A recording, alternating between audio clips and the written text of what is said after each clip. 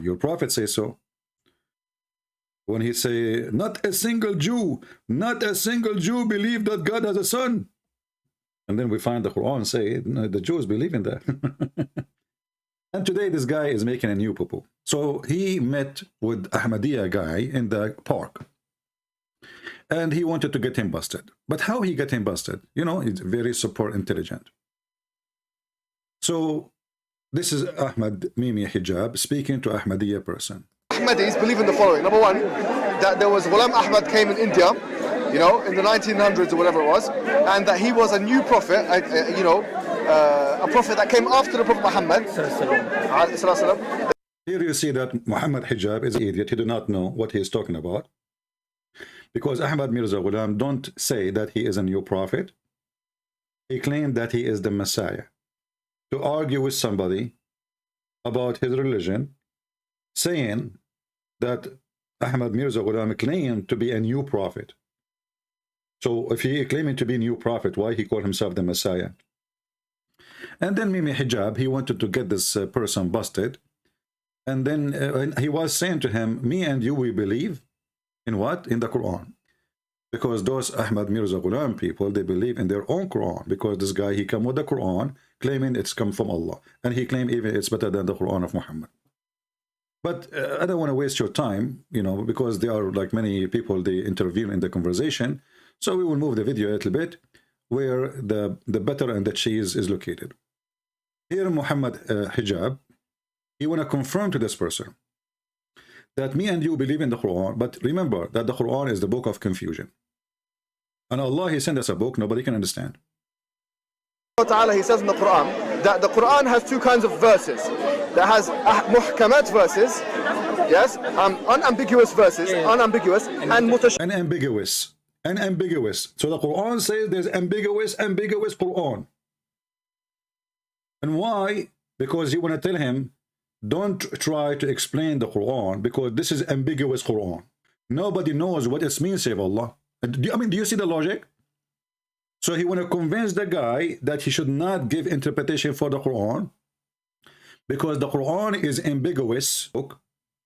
Nobody knows what it does mean, save Allah.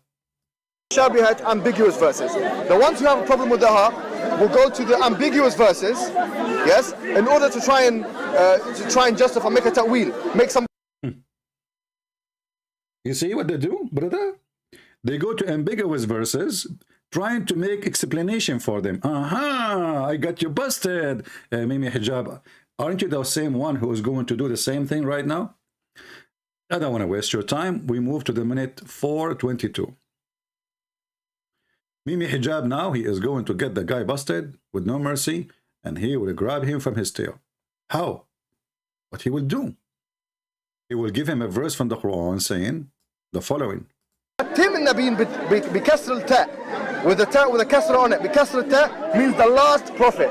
The last prophet. So how Mimi Hijab, he got the guy busted? There's a verse in the Quran says, Bikasri ta, khatimi. But if we go in the Quran, we will find it's not. Bikasri ta, you idiot. It is fatha. Mimi Hijab.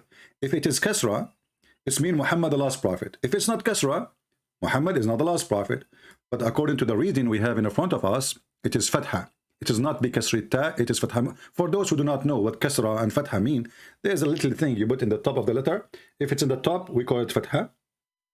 If it's in the, sometimes even the kasra can go up, like you can put it under shadda, etc. But this is the usual thing. So if it's in the top, it is fatha. If it's under the letter, we call it kasra.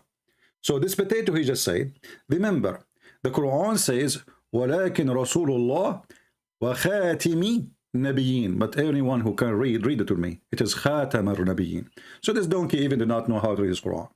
Otherwise, maybe he is reading different reading book. However, as long he was very focusing in the kasra and the fatha, obviously, that meaning, that will change the meaning. So if it's a fatha, the meaning will change. If it's a kasra, the meaning will change. Well, this is fatha, so you are wrong. But let us focus together at the stupidity of Mimi Hijab and the Muslim Sunni, trying to refute this idiot, who is Ahmadiyya. What is the answer that Ahmad Mirza Ghulam, that he cannot be a prophet? For Muhammad, he said he is the last of the prophet. according to this verse, according to Muslim understanding. And the funny is the one who says, don't try to give interpretation for the Quran because the Quran have part which is ambiguous. But the verse here nowhere says that Muhammad is the last prophet, actually. This is why in the verse, if you read with me, this is chapter 33, verse number 40, it says that Muhammad, he don't have any of your men is one of his children. Muhammad have 0 kids. And he is the seal of the prophet. He's not the last prophet. The seal of the prophet here mean the one who, like, you know, when you go to the government, you ask them for a seal. To do what? To certify. So he is the one who certified. This is why the Quran keeps saying, Musaddiqan lima bayna yadayhi. He certified, he believed in what is between his hand. So he is the seal who certified. And here you see the Quran mentioning something very important, that Muhammad, he is not the father of any of your men, which means for the Arab at least, none of the Arab will take the business of Muhammad, which means will inherit the business of Muhammad because Muhammad is doing the business. But even if it says he is the last prophet, here you see the stupidity of Muhammah Hijab and the Muslim Sunni who try to refute the Ahmadiyya. Because simply, the guy, he claimed that he is the Messiah. He is not claiming to be a new prophet, you idiot. The Messiah already came. This is not a new person. This guy, he claimed to be the Messiah. So when you say to him that the prophet says he is the last prophet, that's because you're a certified idiot. And then he continue. He says, let me ask you a question. Now here things is getting intense, supposedly. Muhammah Hijab is going to hit in the head. Let me ask you a question. Okay, what is the question, Mimi? Go. That Khatim and Khatim, that he's the seal of the prophets and that he is the last prophet, both. Seal and last. Khatim. Seal and last, that's it. You know, just take it, okay? He's seal and last. Means last. Khatim. Because that means last. See, with the kasra, you see, Khatim, not Khatam. We just showed you in the Quran, it says Khatam, not Khatim. In Arabic. Look, and if you don't believe me, go to Lisan al-Arab. Yeah, we go to Lisan al-Arab. But we just show it to them, all of them, in the screen. It is Khatam, not Khatim. You are an idiot. But anyway, we don't want to waste our time with this idiot. This is not an excuse to believe in this guy or not, because simply he claimed to be the Messiah, and the Messiah is coming back. And look what Muhammah Hijab he just did. He just said to the guy, you cannot believe in Ahmad Mirza Ghulam, who is claiming to be the Messiah, because Muhammad is the last prophet. That's mean Muhammah Hijab don't believe that the Messiah is coming back. Do you understand what I'm saying? As long as he cannot accept Ahmad Mirza Ghulam to be a prophet, and why? Because there is a verse in the Quran says that Muhammad is the last prophet. But Ahmad Mirza Ghulam, he don't just claim to be a prophet, he claimed to be the Messiah who is back. So if that verse in the Quran saying that Muhammad is the last prophet, and Muhammah Hijab is using it to refute the one who claimed to be the one who is coming back, the Messiah who came back, that's mean Muhammah Hijab don't believe in the coming back of the Messiah. And this guy, he is a Hanafi. He believed that if a person have sex with his mother, it's okay. And he is the same person who said to David Wood that Allah don't have body part. And he is the same person in the same location, in the same corner, with the same microphone. He said to the Christians in the park that yes, Allah can go inside the body of someone else, or he can have a body. So those are a bunch of hypocrites. They lie, they bend in the situation, the location. What about us as a Christians? How we can refute the Ahmadiyya? Forget about Muhammah Hijab and the one who claimed that Muhammad is the last prophet. Well, can you show me the prophecies of your prophet? Your prophet, he prophesied that the Arab, they will conquer the Roman.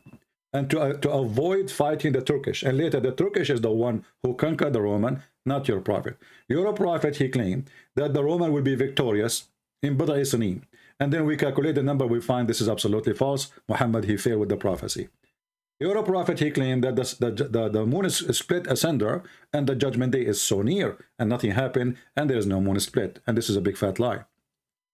And your prophet is the one who claimed that the sperm of the man coming from the backbone, and women have a sperm coming from her ribs. And it is absolutely another prophecy of lying, because supposedly he's telling us something nobody knows. It's your prophet too who told us that the sun set in murky water. In order to make it, fix it, you try to say, oh, it appeared to Zulqarnain, but nowhere in the Quran it says appear. And you are the one who said to this guy, the Quran have two parts, ambiguous, ambiguous. The only ambiguous is you.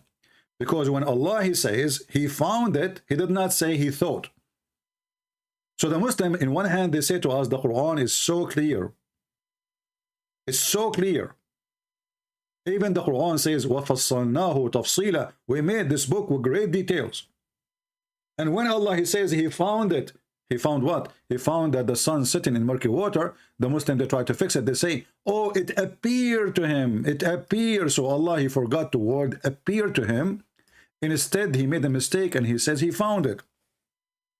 This is how the hypocrisy of this religion, to cover the bum of their prophet who is doing poo-poo left and right, they try to make it something different when the verse is so clear, and the one is talking is Allah, is not even the guy. Until he reached the sitting place of the sun, he found it sitting. It doesn't say he thought it was sitting.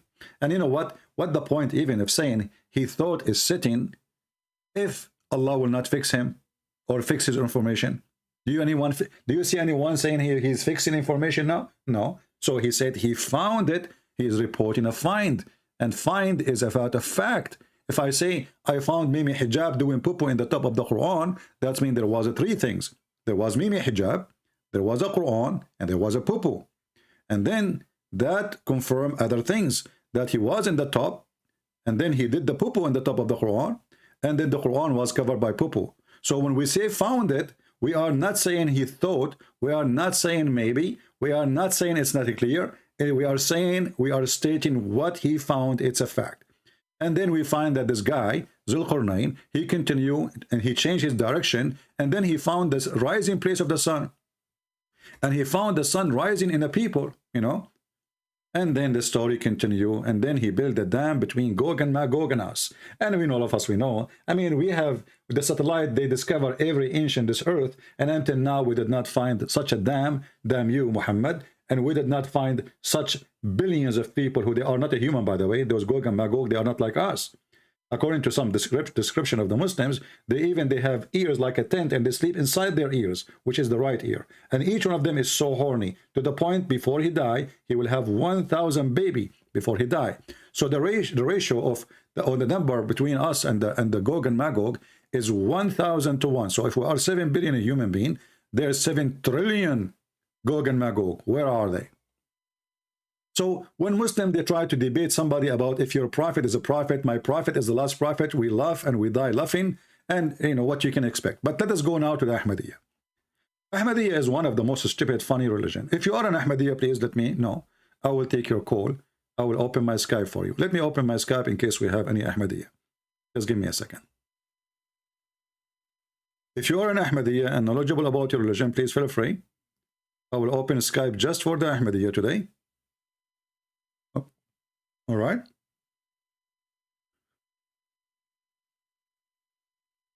Okay, Skype is coming on. So if you're an Ahmadiyya, please feel free to call me. Text me first. You cannot call me. Text me and I will take your call. I will call you back. You know, the easiest way for us as a Christians to fight this cult, you need to know first that the Ahmadiyya, Ahmad Mirza Ghulam, he said that he came back to destroy Christianity. To destroy Christianity. And to destroy the cross. So you need to put in your consideration as a Christian that Ahmadiyya is a very satanic antichrist cult.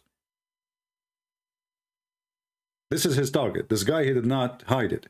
He said, I came to destroy Christianity and to break the cross. Why he said that? Because simply Muhammad, he said in the hadith, as you know, Muhammad, he made many poo-poo because he hated the cross, and he hated Jesus. So he said that the Messiah will come back and he will break the cross and he will kill the pig.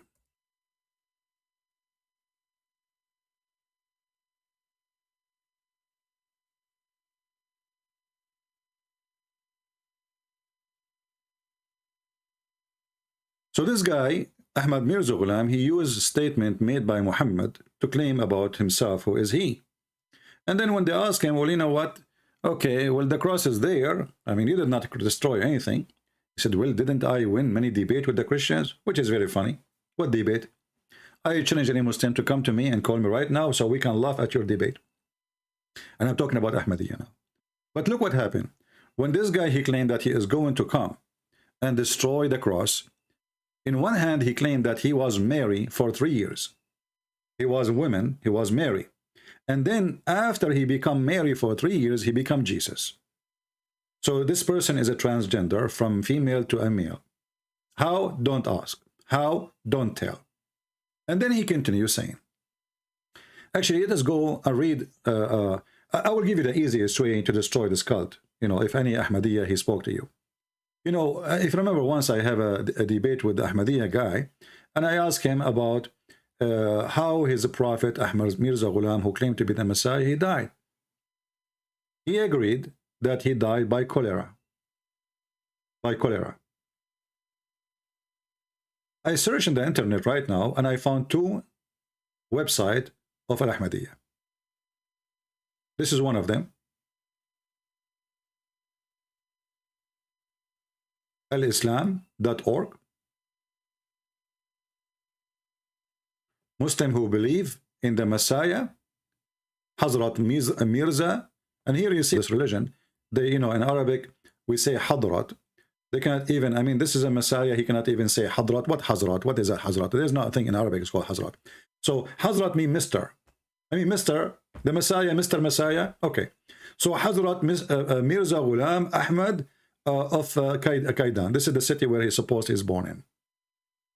So here they are answering about his death. Did Hazrat Mirza Ghulam die in objectionable death? Okay, how he died? They say here, certain Muslims shamelessly allege that Hazrat Mirza Ghulam Ahmad died of cholera in a bathroom. This is a shameful lie. This is not based on any trustworthy source. There was nothing objectionable about his death. Well, look what happened. I searched for the same story in Ahmadiyya website. And I found an Ahmadiyya website in Arabic. Do you know what they say in the Ahmadiyya website in Arabic? They say, yes, he died by diarrhea and by cholera. But what's wrong with that? And they are not only saying that, they are saying this is how Allah proved that he is the Messiah. Let me open the other website. Where is the other website? I hope I did not lose it. Where it is, where it is. Give me a second.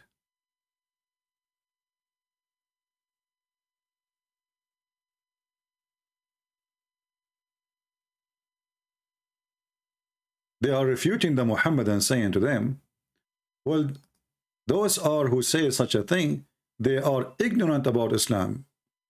And this is how Allah really, like, he examined his messengers, or he proved that those messengers are messengers from God. How? By making them die. Here we go. I found the website. Okay. This is a website called Bisat Ahmadi. Bisat Ahmadi. And this is an Ahmadiyya website.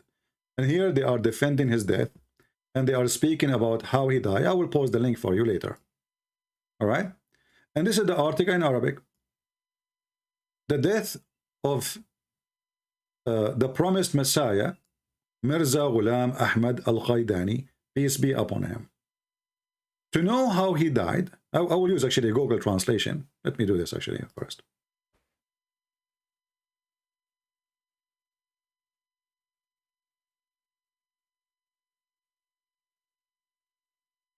All right. I will use Google translation for you.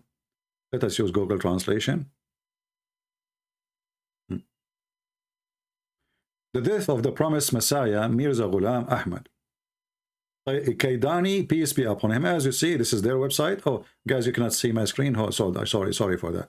Let me open the screen. Okay, good. I apologize. Okay, then this is the website in Arabic. Ahmad Mirza Ghulam. All right. This is the official website of the Ahmadiyya. This is not Sunni. This is not Shia. This is not people who speak against them. This is made by the Ahmadiyya. And I did translate the same website using Google Translation. One click, translate. Here it says, he explained to us how he died. In order to know the details of the death of the promised Messiah, peace be upon him, we will take the testimony of one of the natural writers, Professor Annie and Addison, the English writer and the author in India. So that testimony would be just and fair without any bias toward one side. So this is who? This is the Ahmad Mirza Ghulam people using an article written by Annie Adamson. She is a British woman. She lived in India at that time during his death. Okay. And she said, supposedly, she is recording the last moments of the life of this person or the death of this person. And obviously she is, you know, she is a follower of him. You know, the funny is when they say a British person, they don't tell you that this person believe in him or not. You see how they deceive? But look what it says. This is now the trustworthy story. It's worth nothing that Ahmad had told his family member, remember this is Google Translation, and those close followers that his death was imminent. So he told them, I'm dying. And after telling them, he received another revelation saying that what it's mean. Leaving, then leaving, the death is near. So he received revelation saying, leaving and leaving, death is near. This is from Allah coming. And he said to him, don't trust the moral life, it is going to be destroyed. Of course, that last revelation left no doubt about his imminent death. So his wife, she go to Lahore immediately to be next to him, as usual, and did not stop working. I mean, you can read the whole thing. We don't want to read the whole story, but we will go to the important. Here it says that this person, Ahmad Mirza Ghulam, he becomes so ill. He become so ill. All right. Let's read together.